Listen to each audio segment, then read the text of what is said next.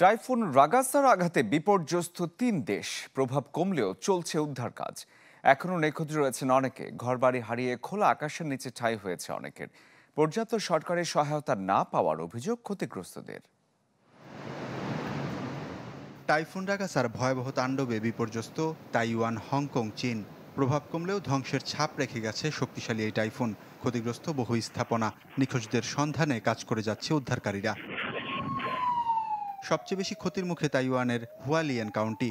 Guangfu শহরে সবচেয়ে বেশি তাণ্ডব চালিয়েছে রাগাসা।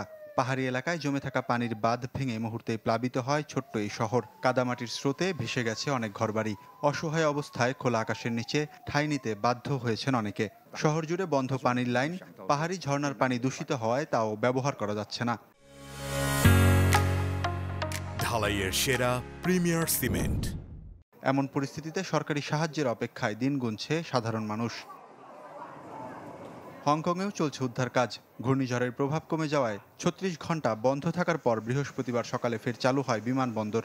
এতে উচ্ছ্বসিত আটকে পড়া যাত্রীরা। বিশ্বের সবচেয়ে শক্তিশালী ঘূর্ণিঝড় হিসেবে আখ্যা দেওয়া হয়েছে রাগাসাকে। এর আগে ১৭ সেপ্টেম্বর উৎপত্তির পর ২১ সেপ্টেম্বর সুপার টাইফুনে পরিণত হয়ে প্রথমে ফিলিপাইনে আঘাত হানে এটি। পরে ২৪ সেপ্টেম্বর ভয়াবহ আঘাত হানে চীনের দক্ষিণাঞ্চলে। ওয়ালিউল্লাহ ফারুক, চ্যানেল 24।